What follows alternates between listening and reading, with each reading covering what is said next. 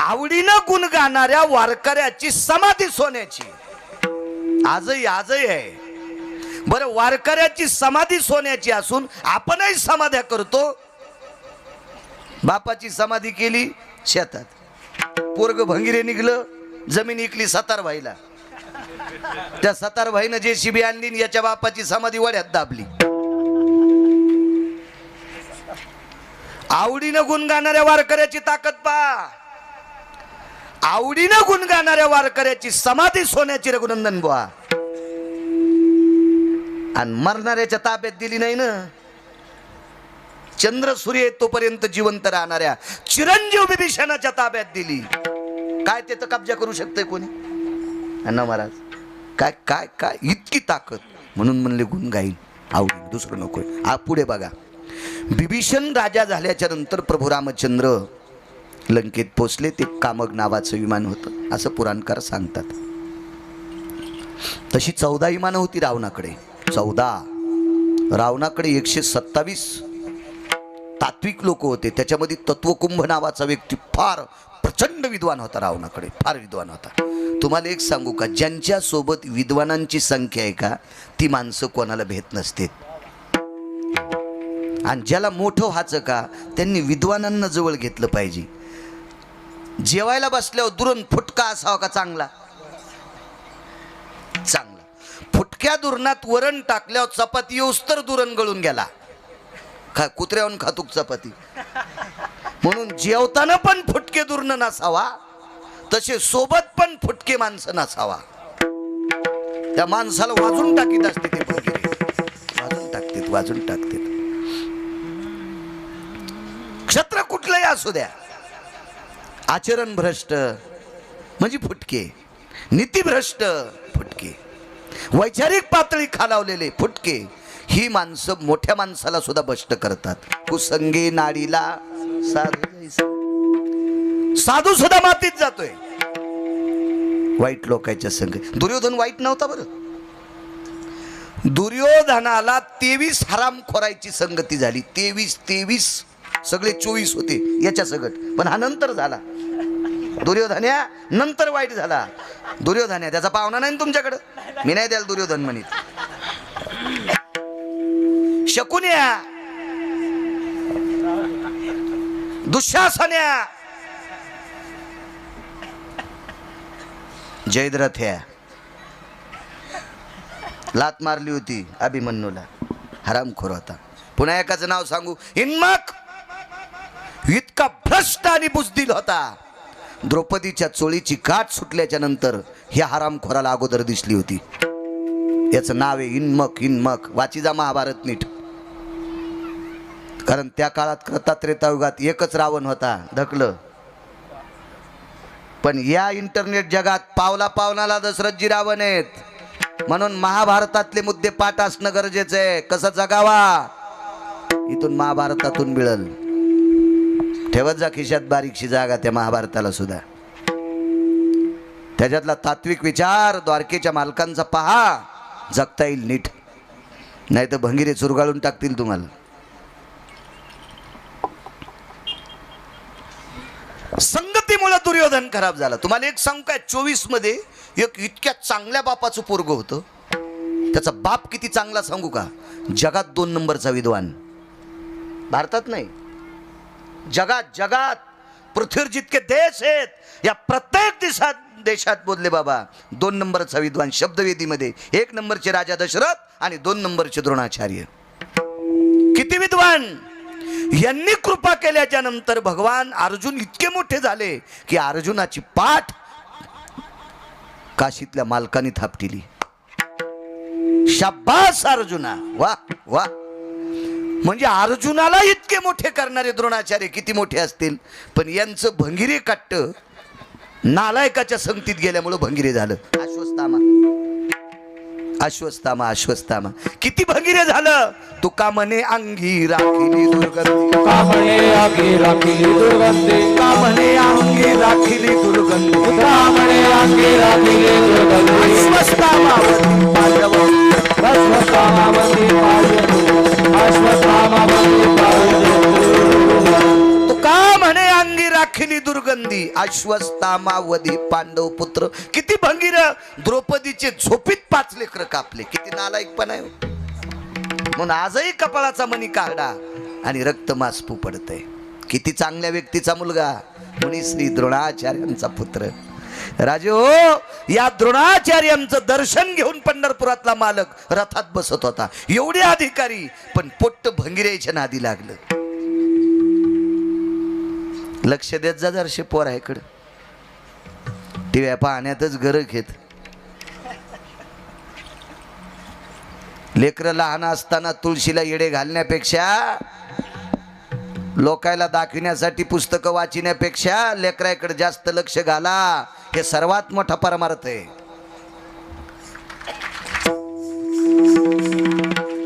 पोराला शाळेत जायच्या टायमाला ही तुळशी येडे घालतीन, त्याची पेन्सिल घरी विसरली. ते आलं कोराच पेपर देऊन. मग म्हणली बाई महाराज, रडायला तर दम नाही. काय सांगायचं बाई, लेकराची पेन्सिल विसरली, तू काऊन तुळशी येडे घालीत होती. ते शाळेत गेल्या वाचवणही शिखारी पाठ. आता ते पोरग तुझ्या अंगावर ट्रॅक्टरचं मुंडकं घालणार आहे. कर्तव्यातला परमार्थ आहे. देखाव नाही चालत आपल्या संप्रदायात. कर्तव्याला किंमत आहे. चला,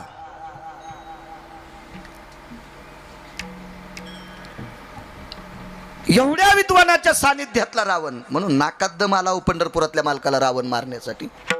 रावणासोबत विद्वान लोक फार होते, आचरणशील लोक होती. हो, चुका करू द्या त्यानं, पण त्याच्या सोबत माणसं बरी होती. म्हणून पंढरपुरातल्या मालकाला सुद्धा जर जर जर जर गाम सोडा होता त्यानं. एका विमानात प्रभू रामचंद्र अयोध्येत पोचले आणि कालांतरानं काही दिवसानं लंकेतनं एक पत्र आलं. ते पत्र आलं आवर्षणाचं. जिनच्या पॅन्टीवाल्याला आवर्षण कशाला म्हणते सांगता येतं का? मराठवाड्यात राहतो आपण. तुम्ही मराठवाड्यातच येत ना? कपाशी महाराष्ट्रात येतात. मराठवाड्यात मराठी भाषा आपल्याला किती कळायला पाहिजे. आवर्षण कशाला म्हणतात? आवर्षण. किती किती भागवत, किती रामायण, किती प्रवचन, किती कीर्तन, किती सप्ते झाल्यावर आपल्या डोक्यात प्रकाश पडेल. तुमचं चाललंय काय माहिती आहे का? सगळे कार्यक्रम करायचे, महाराजाला पाकिट देऊन महाराज श्रीमंत करायचे. आपण असेच उपरनं झटकिलं की चलो. तुमचं काम झालंय चोर पंक्चर सारखं. आमच्या मित्राची गाडी होती, दुकानावर नेल्यावर पंक्चर गवसत नव्हतं आणि घरापुढे गाडी लावल्यावर हवा राहत नव्हती. आणि दुकानात नेलं की ते साबणा लावला उपाय, पण पंक्चर गवसत न. आणि दारापुढे गाडी लावली की हवा लाग राहीन. सकाळी हवा मारले शो जाताच येईन बारीकच पंक्चर. काही लक्षात नाही. चला, महाराज बोलते राहा, पैसे घेऊन जाते राहा, आम्ही आमचं चालूच ठेवू. नाही, काळाची गरज आहे. पीक काल कशाला म्हणत असतात. परवाला आपण भाऊंच्या गावात सांगितलं, एवढ्या मोठ्या कार्यक्रमात किमान 25 पोरं तरी नवीन माळकरी व्हावा. तरी एवढं वैभव केल्याचा शीन आला नाही असं समजायचं. असं समजायचं आपल्याला पीक भरपूर आलंय. एका माणसानं 60 एकर ज्वारी पेरली तरी पण जोगवाच मागू लागला. म्हणलं झालं काय? ते म्हणलं पाऊसच पडला नाही. म्हणजे पीक नाही आलं का? पीक आलं नाही ना. 60 एकर ज्वारी पेरली बोलले बाबा, पण पीक नाही ना. शीन आला ना. बी मातीत गेलं, खतही मातीत गेला आणि बेजारी मातीत गेली. पीक नाही ना आलं. पीक येणं गरजेचं आहे. मुद्दा सांगतो, एका माणसानं 4 एकर जमीन विकून बापाला पैसे लावले आणि बाप वाचला. ते आता कुठे माहिती आहे का? नाशिकला वॉचमनकी करते ते पोरग. मोठ्या माणसाच्या घरी वॉचमनकी करते. त्याला मी भेटलो काल त्र्यंबकच्या वारीला गेल्यावर. मी म्हणलं दादा काय? म्हणला महाराज जाऊ द्या 4 एकर जमीन, पण दादा वाचले राव. मला शीन नाही आला, पण शेवटच्या टप्प्यात डॉक्टरांनी सांगितलं वाचण्याची शक्यता कमी आहे. मग मात्र जमीनही जात होती आणि बापही जात होता. जमीन जाऊ द्या, पण बाबा वाचले, शीन नाही आला. एवढ्या मोठ्या कार्यक्रमात उद्या काल्याच्या दिवशी 25 पोरं तयार व्हा, 11 तरी तयार व्हा. घाला माळी घाला. आणि माळ घातल्याच्या नंतर ज्याचं काय नुकसान झालंय ते मला लिहून ठेवा. गिरगावचा बाळ्या भरून देईन. चांगलंय माझ्याकडे. मला असं काय असं गाफील समजू नका. बरं आहे माझा काळ चांगलंय माझ्याकडे. असं नानाला यांना सगळ्यांना माहिती आहे. तेवढ्याच्या नानांना माहिती आहे. अण्णा महाराजाला माहिती आहे. रघुनंदन महाराजाला माहिती आहे. मी धोत्रावा असलो म्हणजे मला येड्यात काढू नका. म्हणून बऱ्यापैकी धोत्रावाल्याला येडपट समजी देत ना. कोण डॉक्टर तिकीट देत नाही लवकर. काय मामा एवढी मोठी 100ची नोट आणि 10 रुपये तिकीट येड्यात काढतं. मी कंडक्टरला म्हणलं धोत्रावाल्याला येड्यात काढी जाऊ नको. धोत्रावाल्याचं नोटावर चित्र असल्याशिवाय नोट चलत नाही भारतातली. येड्यावानी काय करायला तू आज येडपटवानी. मोठ्यांचा आदर करी जा. तुम्ही सुद्धा टिकल्यावाल्यानो जरा लुगड्यावाल्या बायाचा आदर करी जा. यायनं एक टायमाला उपाशी राहून संपत्त्या कमील्यात म्हणून तुम्ही तुपात बुडून चपात्या खालात. तुमच्या सासऱ्यानं सासूला जमीन इकून जर गोव्याला नेलं असतं ना, तुमच्या सासऱ्यानं सासूला प्रॉपर्टी इकून जर गोव्याला नेलं असतं ना, तर तुम्हाला मुंबईला इटा उचलायला जावं लागलं असतं. म्हाताऱ्या लय खुश झाल्या हो, लय खुश झाल्या, लय खुश झाल्या. मग म्हाताऱ्याला बी एक सांगतो, तुम्हाला पोरग झाल्यामुळं दुसऱ्याची सून पोरगी तुमच्या इथं आली, तिलाही लेक म्हणून सांभाळी जा ना. तुमची सुद्धा लेक कोणाच्या घरी आहे ना. तुमच्या लेकीचं चांगलं हो असं वाटत असेल तर सुनाचा पण आदर करा. आता सुनाही खुश झाल्या. दर्शन एक तरी बोललं की राग येतो नो. आणि काय घेणे आपल्याला उगत काऊन फुफुटा अंगावर घ्यायचा. फुकट यायच्या शापान जळायचा आणि बाळ्या पाठच्याला. त्याच्यामुळे नको. पुरुषांना साधं समजायचं नाही. 5ची मोटर चालू आणि दांडात पुरुषन पड, ऊस कोरडा आणि एरंडच भिजले. हो फुटला दांड. हा तसं यायला साधं समजायचं नाही. तुम्ही म्हणा का हेड्या वाकड्या बाया साध्या सुद्या बापा. यायच्यातल्या एका बाईनं शाप दिल्या, पंढरपुरातल्या मालकाचं एकच पोरग वाचलं, बाकी चट मेले. 56 कोटी येतो, एक वाचलं नाही. एक ते बी एक का वाचलं, एका वारकऱ्याचा प्रसाद खाल्ला म्हणून वाचलं. त्याचं नाव आहे वज्र, बाकी चट. हे का साधे आहेत का. बापरे. यायच्यातल्या एका बाईनं शाप दिला तर अयोध्येतल्या मालकाचा संसार नीट झाला नाही. हे का साधे आहेत का. फार अधिकारी आहेत, पण आचरणात वागल्यावर तर अधिकार. हो विढाला विढाला विढाला.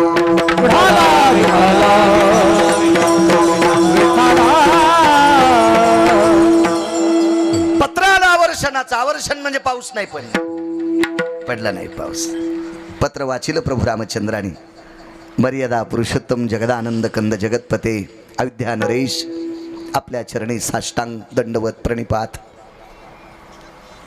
आपला विभीषण पत्र लिहिण्यास कारण की मागच्या या 9 नक्षत्रामध्ये एक थेंब सुद्धा पावसाचा पडला नाही. खाऱ्या पाण्याच्या समुद्राचा वेढा आमच्या चारी बाजून आहे, पण आमच्याकडे पाण्याची फार अडचण आहे.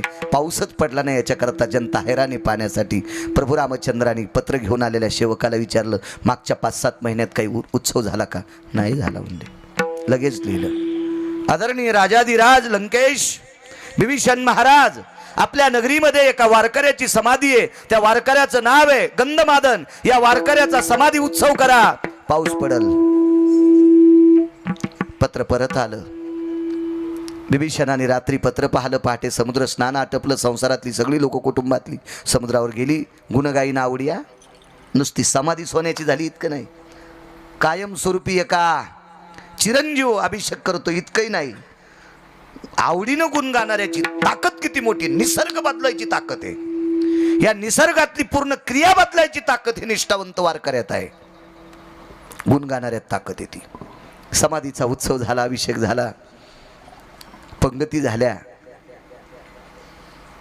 सकाळी सकाळी पहाटे सर्व कार्यक्रम आटपला. 12-12:30 वाजता आपोआपल्या ठिकाणी निघून गेले. आणि 1:30-1:45 वाजता समाधीतून एक ध्वनी निघतो. ती समाधी होती गंधमादनाची, आवडीनं गुण गाणाऱ्या वारकऱ्याची. त्या गंधमादन नावाच्या वारकऱ्याच्या समाधीतून एक ध्वनी निघतो आणि विटेवरच्या मालकाला जगदानंद कंद मर्यादा पुरुषोत्तम भगवान प्रभू रामचंद्र विष्णू परमात्म्याला विनंती केली, हे देवा, जिवंत असताना तुझं आवडीनं गुण गायले. देवा, राक्षसानं मारलं तरी रक्तातूनही तुझं गुण गायलं, हाडातून तुझं गुण गायलं, मांसातून तुझं गुण गायलं, मज्जातून गुण गायलं, तंतूतून गुण गायलं, त्वचेतून गुण गायलं, अंगावरच्या रोमातून गुण गायले. देवा, हे गुण गाण्यामध्ये तुला काही मागितलं नाही. इतका निष्काम भक्त आवडीनं तुझं गुण गायलंय. मग देवा, आवडीनं गुण गाणाऱ्या वारकऱ्याची समाधी सोन्याची करतोस. आवडीनं गुण गाणाऱ्या वारकऱ्याचा समाधी उत्सव करतोस, पुण्यतिथी उत्सव करतोस. आणि आवडीने गुण गाणाऱ्या वारकऱ्याची समाधी ज्या नगरीत आहे त्या नगरीतल्या लोकायला जर पाणी प्यायला भेटत नसल तर माझ्यासारख्या वारकऱ्याचं जीवन दिक्क आहे, दिक्क दिक्क जीवन आहे. विनंती आहे प्रभू, निष्ठेनं जर आवडीनं तुझं गुण गायला असेल तर आज पाऊस पडावा. दिवस होता चैत्र महिन्यातली शुद्ध तृतीया, चैत्र महिन्यातली शुद्ध तृतीया. बदले बाबा पाऊस पडत असतो त्या दिवशी, अवकाळी पडन, मोसमी कसा पडेन. आणि चैत्र महिन्यातल्या शुद्ध तृतीयेच्या दिवशी दुपारी 2-2:15 वाजता पाऊस झाला आणि लंकेतल्या लोकांची तहान भागली. ही आवडीनं गुण गाणाऱ्या वारकऱ्यात ताकद आहे. म्हणून देहूतले मालक म्हणतात, हो गुण गायीन आवडी, गुण गायीन आवडी, गुण गायीन आवडी, गुण गायीन हो गुण गायीन आवडे, गुण गायीन आवडे, हो गुण गायीन आवडे, गुण गायीन आवडे. हेची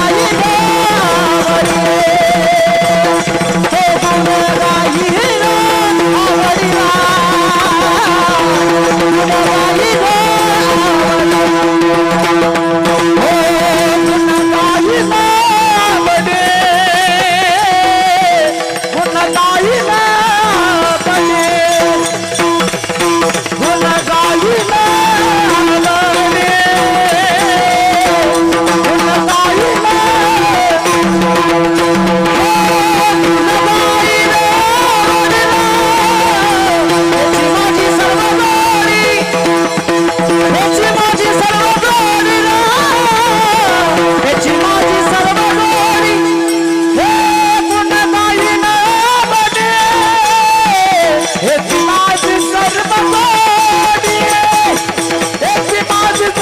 सोयी,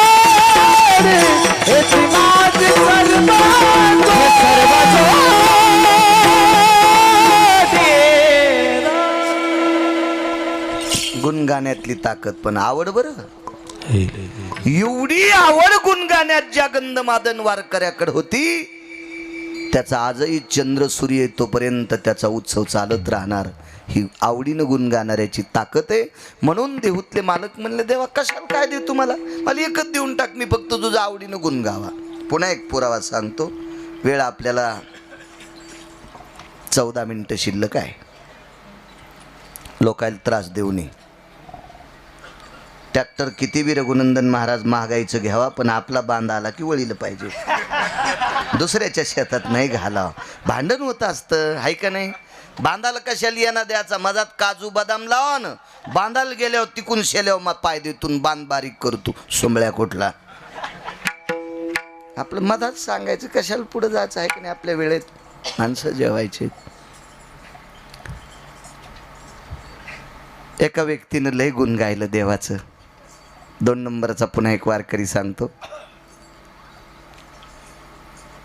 त्यानं मोठाल्यांचं गुणच गायलं नाही, दशरथराव गुण गायलं नाही. त्यांचे भाऊ मात्र एका मोठ्या राजाचे गुण गात होते. राजा तसा भ्रष्टच होता. नाव घरी गेल्यावर पहा त्या राजाचं नाव काय असेल तर सगळ्या गोळ्या एकखट्या घेतल्यावर रिॲक्शन येत असते. तुम्ही घरी गेल्यावर पाहणं, मी गुत्त थोडं घेतलं सारं सांगायला आहे का नाही. एका श्रीमंत राजाचं गुण गायचा एका वारकऱ्याचा भाऊ. आता श्रीमंताचं गुण गायल्यावर पैशाला कमीत नसती बघा. मला सुरुवातील बैल नव्हते, पण शेती एक नंबरच. सकाळी उठलं, देवाच्या दर्शनाला जाच्या आधी 2 साखरेची कंजीबेव टाकीत होतो. घाण बोलायचंच नाही. आणि मग खाल्लाकडे चिचपटी होती आम्हाला. त्या चिचपटीतल्या कापसामध्ये जरा जरा तण झालं आणि वापसा होती. आणि पक्क लक्षात घ्यायचं, आज गडी कोणाचा पडीवर आहे इतकं मात्र लक्षात घ्यायचं. गडी कोणाचा पडीवर आहे. आता गडी पडीवर असल्या बैल तरी कामेच येत ना का? मालक का गळ्यात बांधून थोडाच जाणार आहे दिंडीला? गडी रिकामा असल्या गडी बैल घरीच येत ना. मग ज्याचा गडी बाजाराला गेलाय त्याच्या दारातून मुद्दाम वा वा अण्णा आहेत का काय? हो. बसले निवांत. हो रे बाळू, कुठं? काय नाही, ऐकून आलो शेताकून, चिचपटीत गेलतो, तुमचाही मळा पाहून आलो. काय कापूस आहे अण्णा तुमचा? वा वा वा वा वा वा. एका कापसाला 1,500 बोंड इतके असतील होय. काय आता मोगून स्तुती करायची म्हणल्या काय? आपल्या काय पोटात डबा उठायचा? काय कापूस आहे म्हणजे तुमचा? अण्णा म्हणजे अण्णा महाराज नाही बरं. काय कापूस. आणि त्याच्या कापसात सशी लपत नव्हते दशरथराव.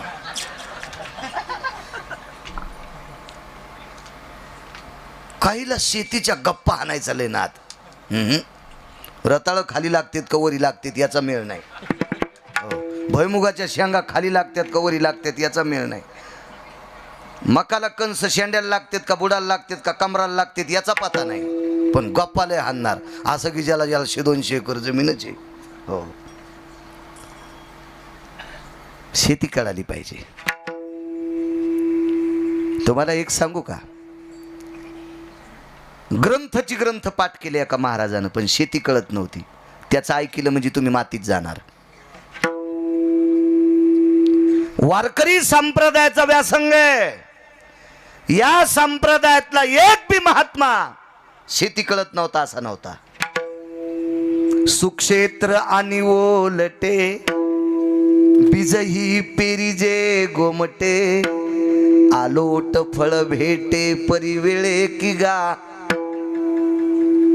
काय पुरावा बोलले बाबा. चांगली जमीन आहे, ओलसर आहे, बी गोमटे, पेरले पण वेळेला पेर, आलोट फळ भेटल. आता शासन सांगते पाणी अडवा, पाणी जिरवा. आता सांगते, आता आपणही भंगिरी गुडघ्या इतके सॉक्स घातलेले, बुट घातलेले, पहाटच बिन पाण्याची पिऊन आला आणि ते सांगतोय पाण्याची बचत करा. अरे तू मोकार पाणी पिऊन आला ना सुंबळ्या, तुला कोणतं पाणी पिवा याची अक्कल नाही. तू आम्हाला पाण्याचं ज्ञान सांगतो का? किती भंगिरे आहेत आपण, किती भंगिरे. 400 वर्षापूर्वी पाण्याचा संग्रह करा. पैठणच्या मालकानं सांगितलं, अनवरत मेघ जळा, धरणे बांधून घाली जे तळा. काय पुरावा आहे? अनवरत म्हणजे अवकाळी पडलेला पाऊस. शेतीला लागेल याच्यापेक्षा शिल्लक पडलेलं पाणी धरण बांधून, तलाव बांधून मधात घाला, मग नेमे पिके ढाळा ढाळा दे. जसं लागन तसं पिकाला दे. 400 वर्षापूर्वी माझ्या पैठणच्या मालकांनी सांगावा, 700 वर्षापूर्वी आळंदीतल्या मालकांनी सांगावा, 350 वर्षापूर्वी माझ्या देहूतल्या मालकांनी सांगावा, माझ्या आरणच्या मालकांनी सांगावा. जेवारी पाडायला आलेली मोठ्या माणसांना 5 पेंढ्या आणायला जाणाऱ्या गोरोबा काकांनी मालकाला सांगावं, मालक चिपाट पिकलेत, जेवारी पाडायला जा. काकांनी सांगावं, काकांनी सांगावं. या महाराष्ट्राच्या मातीतले वारकरी संप्रदायातले आधारीव संत काळ्या मातीची नाळ आहे, काळ्या मातीची नाळ. एक म्हणला मी आचार्य पदवी घेतली आणि भैमुगाच्या शेंगा. हे म्हणला कशाला येतात? म्हणलं तुझ्या डोसक्याच्या केसाला येतात. आणि कशात आचार्य केलं? सुंबळ्या मातीत घालशील ना तू लोकायला. तुला भैमुगाच्या शेंगा लागलेला पत्ता नाही, मी आचार्य झालो. ये मासा हानीन तुला, इंच भर जागा ठोचा नाही लाल करायची. विठाला विठाला विठाला विठाला विठाला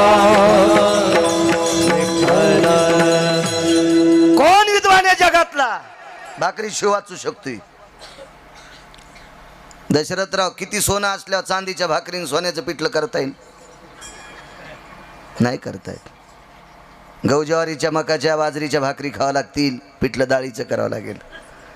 आणि ती काळ्या मातीतून येते, ती काळ्या मातीतून येते. जरा असं ध्यान ठेवा.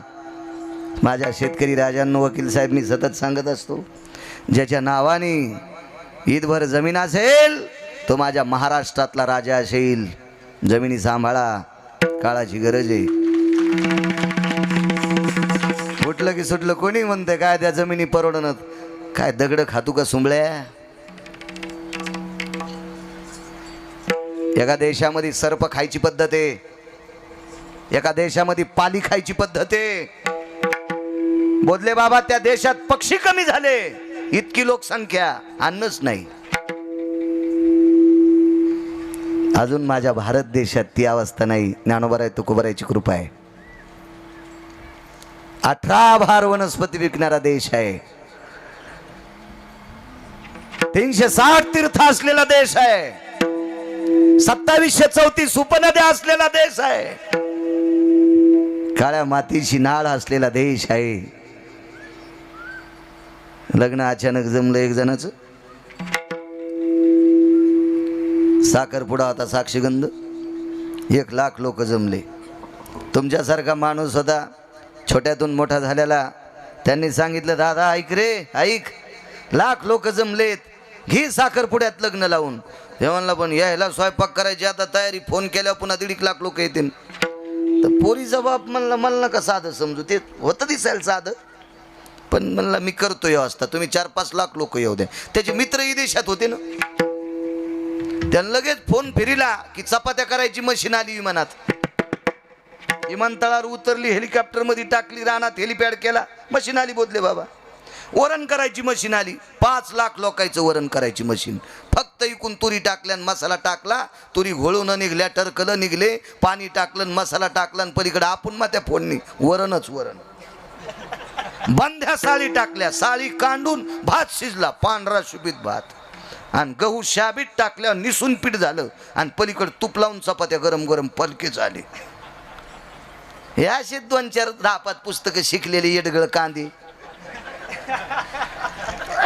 हे वटकन लावायच्या कामी नाही, ताट हरपत असते.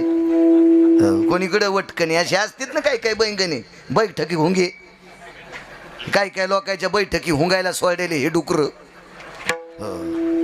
आणि त्याच्यावर विश्वास नाही ठेवला पाहिजे. हे सकाराम तात्याचा चहा पितून तुकाराम तात्याला म्हणलं, चहात पाणीच होतं. आणि तुकाराम तात्याची तर दूध पिलं. काय ते दूध, त्याची मसड गाव खराला चरती. आणि तुकाराम तात्याचे तर दूध केल्यावर अंशीराम तात्याची तर पोहे खाल्ले.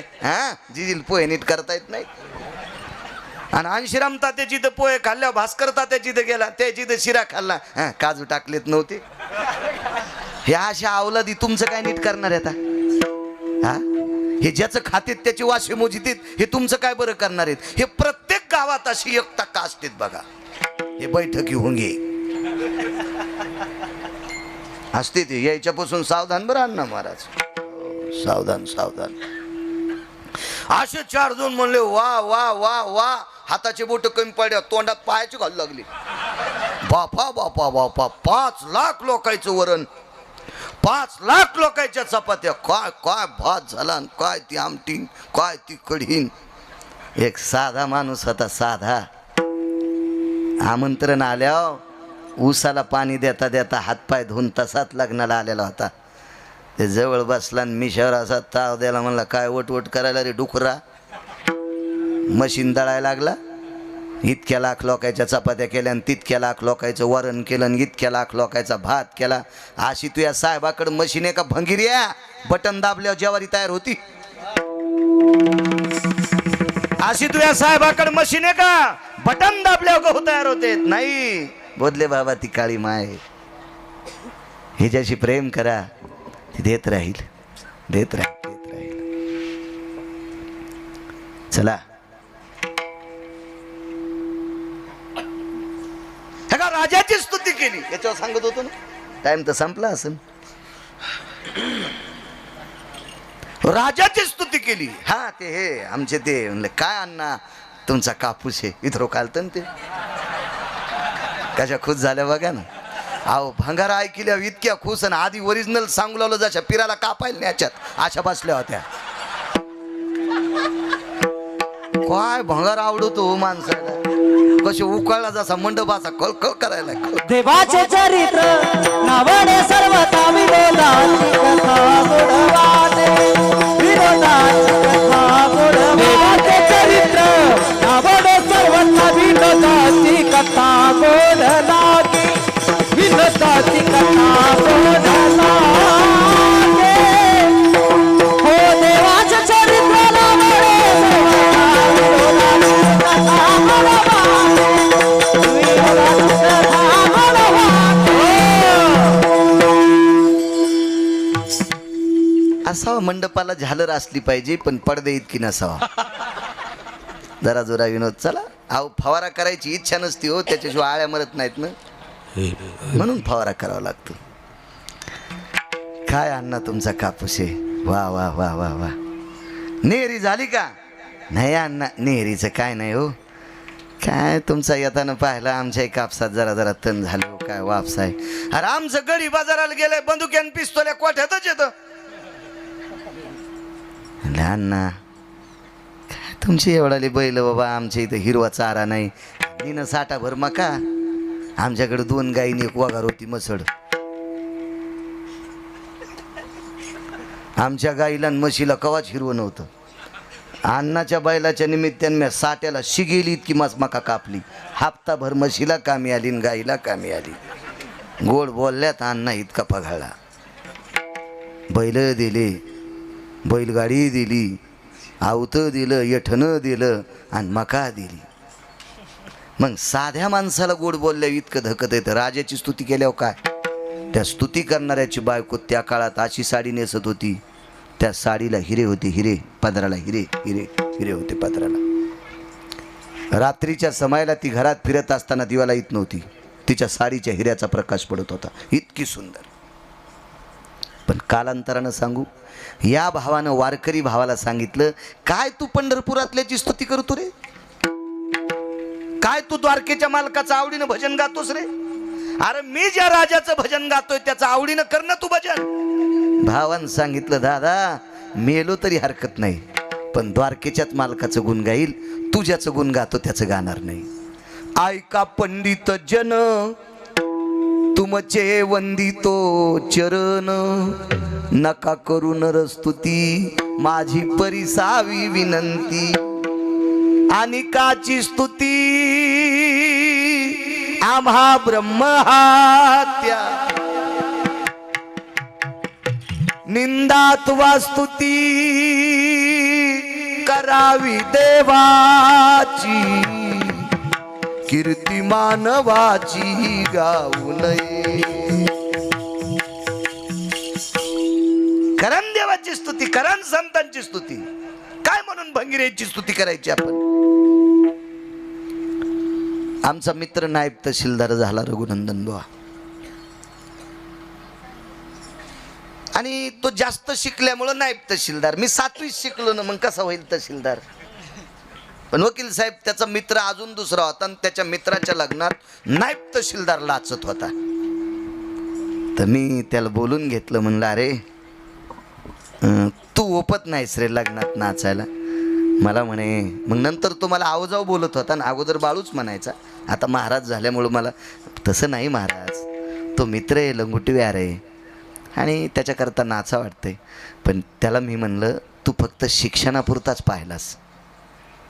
माझं त्याचं 4 किलोमीटरचं अंतर आहे. मी सगळा तपासलाय. त्याच्यापेक्षा तू त्याच्या लग्नात नाचावा हे मला नाही आवडत. 2.5 महिन्याला तर बायकोची सोडचिठ्ठी झाली. डिवोर्स झाला. डिवोर्सच म्हणतात का त्याला वकील साहेब इंग्रजी शब्द. मलाही फिरू फिरू इंग्रजी कळायली हो.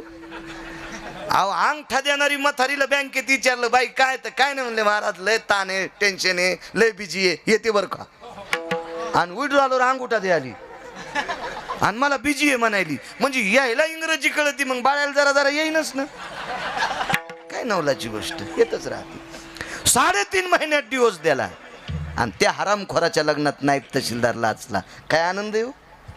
कशाला भंगिऱ्याच्या सानिध्यात नाचायचं? अधिकार तात्विक लोकांच्या सानिध्यात राहा, देव भलं करेल, भलं करेल. वारकऱ्यांनी सांगितलं मरेल पण नाही स्तुती करणार. भाऊ ज्याची स्तुती करीत होता त्या राजाच्या स्तुतीमुळे इतकं बरं झालं, इतकं बरं झालं बोधले बाबा. पण कालांतरानं ज्याची स्तुती करीत होती ते मेलं. प्रमोद महाराज ते मेलं. ते मेल्याच्या नंतर संपत्तीचा इतका रास झाला. हिऱ्याची कोंदण करणारी साडी नेसलेली बाई मंदिराच्या देवीच्या मंदिरात जोगवा मागत होती बोधले बाबा. मेलन ते पालथं पडलं. आता कशात संपत्ती आली? जोगवा मागायची वेळ. आणि पंढरपुरातल्या मालकाचं आवडीनं गुण गायलं. लेकरायला भूक लागल्याच्या नंतर मिठाचा खडा पाण्यात बुडून ओठावर फिरत होते. खारट पाणी चाटून पोरं झोपत होते त्या वारकऱ्याचे. त्या वारकऱ्याचं नाव होतं सुदामदेव. त्या वारकऱ्याला पंढरपुरातल्या मालकानं गाव सोन्याचं बांधून दिलं. पंढरपुरातल्या मालकाला लग्नात मणी आलता एक, तो मणी श्रीमंतक मणी. आपल्याकडे लग्नात आलेले भांडे दाखवायची पद्धत असते. भावकीच्या बायाला येती जातीचा कार्यक्रम असतो. ती नवरी हळदी कुंकू देती, बायका येतात. हे पलंग पहा, हे कपाट पहा. आणतानच त्याचे काच फुटले. ते असंच होतं दप्तरेन. हो, त्याला इशिक कुल्प, 19 चाव्या, डबल एकाच्या, आणि चोरानं बुकी हाणणं, सगळे दरुजे माग जाणं. आणि काय ते कपाट, आणि हे दाखवायचा कार्यक्रम आपल्याकडे. एका घरी आम्ही गेलोत, म्हणले महाराज बसा दिवाणवर. म्हणलं आम्ही दिवाणी नाही तो दिवाणवर बसायला, बरं खालीच बसतो. नाही म्हणले महाराज आहेत कसे, बसा वरी बसल्यावर. आता वजन 81 किलो अशी यायची सारखे पुन्हा 2-4 जण. त्या बाईनं दूध करूच तर आम्ही ते दिवाणाचं वरचं खपट मोडून आम्ही माथात. बाई दूध घेऊन आली, म्हणले महाराज दूध प्यानं. म्हणलं बाई दूध राहू दी, पण गड्याला बोले आम्हाला उपशेव आधी. या दिवाणात घुसलो आम्ही. काय ही पद्धत काय सोंग. आणि हे दाखवायची पद्धत आपल्याकडे. एका बाईच्या घरी गेलो, पाय धुवायला जग द्याला. महाराज धुवा पाय. जग हातात देणं, दांडा हातात आणि जग पायावर. खळेल दिशा अंगठा फुटला, रक्तच निघलं. कासावीच झालो, पण कसं रडावं बायापाशी. ती म्हणेन माय मेला पाय फुटला तर रडायला. गपचिप दाबलं. तर शांत बसल्या. म्हणले महाराज नेमकं काय? म्हणलं काय नाही बाई, पायावर जग पडा. बाई महाराज काय सांगायचं बाई, आमच्या घराला महाराज लोकांचं वळण आहे, वारकरी परंपरा आहे. आमच्या इथं माणसं महाराजाच्या पाया पडतेत, म्हणून आमच्या भांड्याला पण सवय लागली. मी म्हणलं बाई तू इतकी चालू, तुला आमदार केल्यावर तालुका इकसीन. हो ना, जगाचा चालू पाण्यानं पाय पडायली. काय कसे माणसं उकळले बघा, यायला वाटायला आत्ताशी कीर्तन सुरू झालंय.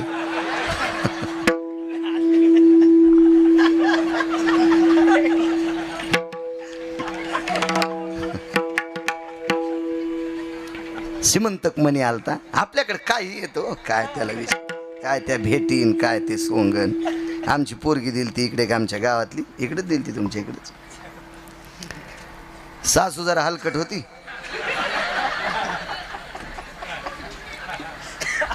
गावाकडे पोरगी आल्या. म्हणलं काय झालं? काय नाही म्हणे महाराज, सासरे चांगले आहेत, दीर चांगला आहे, बाया चांगला आहे, मालक पण चांगले आहेत, नणंद चांगली आहे.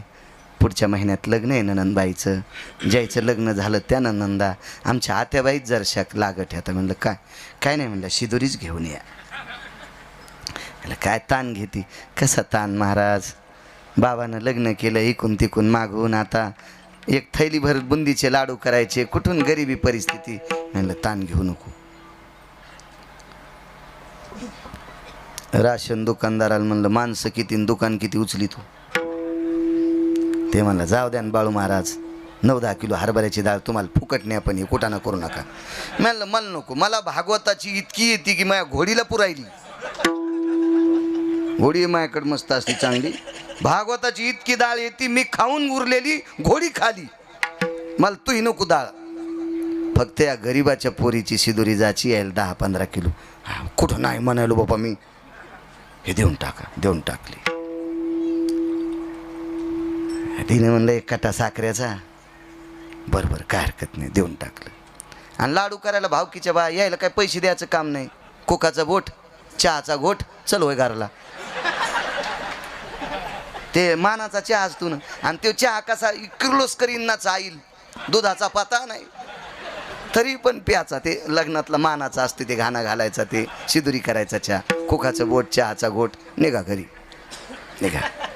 मग ते लाडू करून घेतले आणि त्या पोरीच्या माईने सांगितलं, महाराज बाई तुमच्यामुळं एवढा शिदुरीचा मेळ झाला, तुम्ही जा ना शिदुरी संग. तर मी आणलं, बाई आता मला ज्या दिवशी कीर्तन नाही त्या दिवशी जाईन, तू काहून आमच्या घरावर JCB घालायली. हो ना, हा कीर्तन बुडून कसं जावं. नाही म्हणे कीर्तन नाही त्या दिवशी. मग निरोप केला, आम्ही निघालोत. आता गाडीला पैसे नाहीत काय नाहीत, माझ्याकडं तेव्हा गाडी नव्हती. मग असंच 1 11 1 2 12 एसटी फेस्टी कोणाच्याला हात देणं जाणं. मग आम्ही गणेशपुरावून शिदोरी टाकली काळ्या पिवळीवर, काळ्या पिवळीनं उतरली, शेलूत टाकली. शेलून इकडं धारूरला आलो. धारूरचा बाजार होता आणि धारूरला आल्यावर काळ्या पिवळीवर शिदोरी टाकली. पण त्या धारूरचा बाजार असल्यामुळं आम्ही युरियाच्या थैलीमध्ये लाडू होते, रिकामी खताची धुतलेली युरिया खताची थैली, त्याच्यात लाडू होते. आणि बाजार संपल्यावर युरिया खताच्या थैलीत एक जणाचं दुकान होतं, बुटा चपलं शिवायचं, त्याच्यातच होतं. आणि मग आम्ही कळमला उतरल्यावर थैल्याची झाली बदला बदली.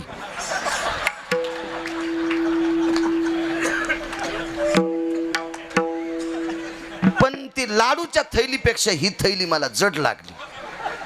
त्याच्यात ते कुच्या टोच्या गिच्या सगळंच होतं ना, ते सगळंच होतं. तर आमच्या संचाल म्हणलं थैली जड, बाहेर फिरू फिरू तूप खाला सोकला, तुला ओझं नाही घ्या वाटत.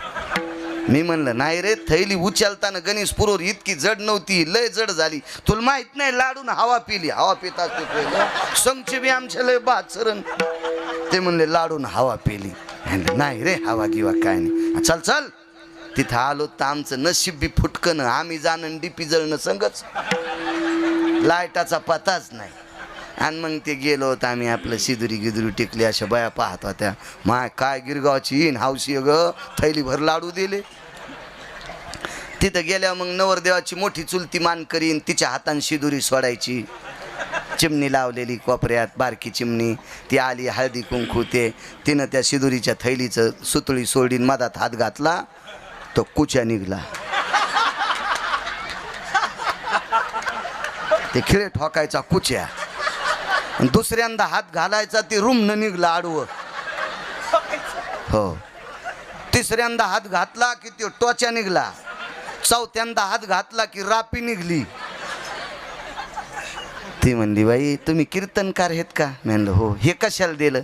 मी म्हणलं लाडू कडक झाले तर याच्यावर ठून फोडून खायचे, याच्याकरता दिले. आणि हे टोच्या कशाला दिला? मी म्हणलं दात कोरायला काडी नसेल तर यानं कोरायचे. आणि रापी कशाला दिली? पोट दुखलं नाहीच राहिलं तर कापून लाडू बाहेर काढायचे. आणि मग हे रबलं कशाला दिले? मी म्हणलं मानकरीन जर पावसाळ्यात मेली तर रबलं टाकून फोकायची.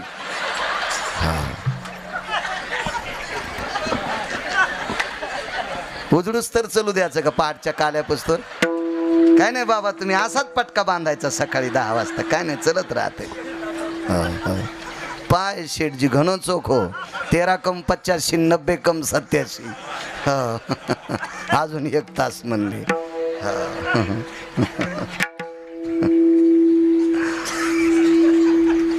होतं आमच्या इथं एक शेठजीचं घर, त्या काकी नाव घ्यायच्या. 12 रुपये की गाडी, 15 रुपये को घोडो, आणि ठाको शेठजी मारो पीछा नहीं छोड़ो.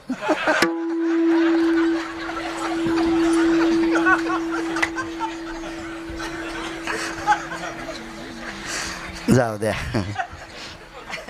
काय देणगी, आपण ह्या देणगीला खुश होतो. पंढरपुरातल्या मालकाला एका लग्नात मणी आला, 21 क्विंटल 78 किलो 44 तोळे सोनं देत होता. 26,666 तोळे 8 मासे गुणिले 8, 21 क्विंटल 78 किलो 44 तोळे सोनं साचलं. काय करावं? बहिणीला दिलं, पांडव श्रीमंत केले, काशीला अन्न सत्र केलं. उरलेलं सोनं कोणाला द्यायचंय? वारकऱ्याचं गाव सोन्याचं केलं. 52 अर्बुज क्विंटल उरलं. विश्वकर्मा महाराजाला सांगितलं, महाराज वारकऱ्याला दिले वापस आणू नका, मसनवाटा सोन्याचा करा. रावणाला गाव सोन्याचं, मसनवाटा मातुड्याचा. कुबेराला गाव सोन्याचं, मसनवाटा मातुड्याचा. आणि सुदामदेव वारकऱ्याला गावही सोन्याचं आणि मसनवाटा वारकऱ्याचा. ताकद कशाची? गुण गाई नावडी हेची माझी सर्व जोडी. विठोबा रखुमाई, विठोबा रखुमाई, विठोबा रखुमाई, विठोबा रखुमाई, विठोबा रखुमाई, विठोबा रखुमाई, विठोबा रखुमाई, विठोबा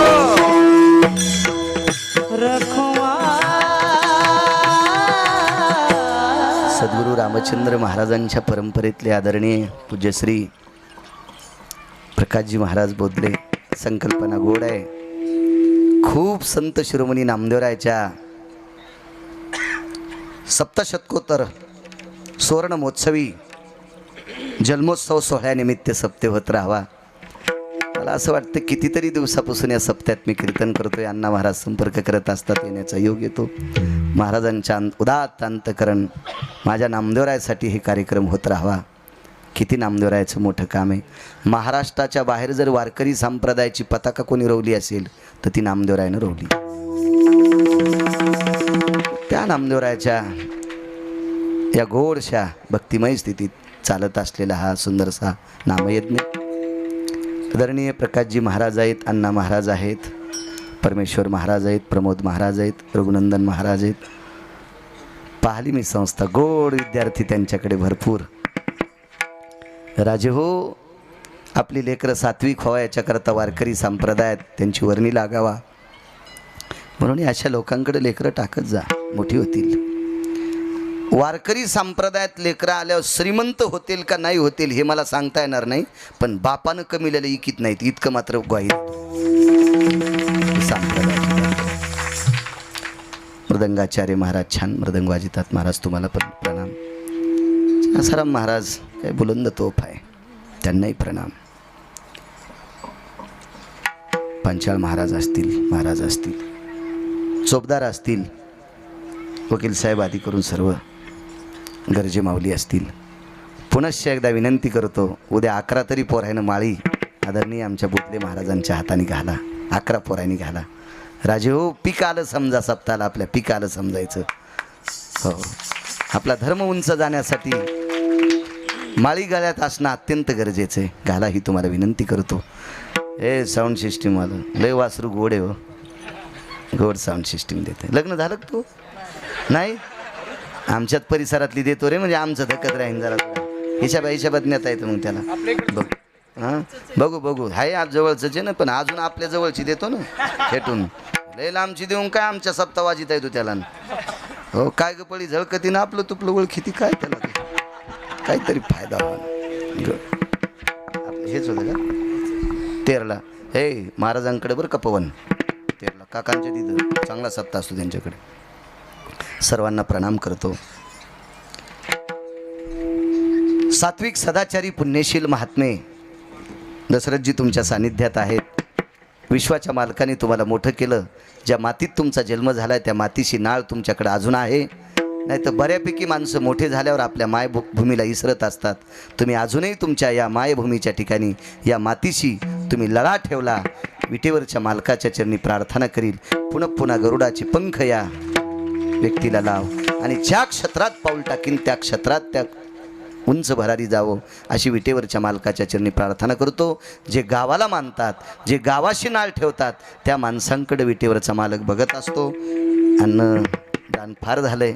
देवळ्याचे नाना मला भेटले. मला माहीत होतं जिथं नानावरणी लावतात तिथं अन्नपूर्णेला कमीच राहत नाही. अगदी अन्नाचं नानांचं एक ध्येय असतं देवळ्याच्या नानांचं, माणसं जेवत राहावा. पुनश्च सर्वांना प्रणाम घेतो. 10-20 मिनिटं तुम्हाला त्रास दिला त्याबद्दल माफी असावी. ज्ञानेश्वर माऊली ज्ञानराज माऊली ज्ञानेश्वर माऊली ज्ञानराज माऊली जय जय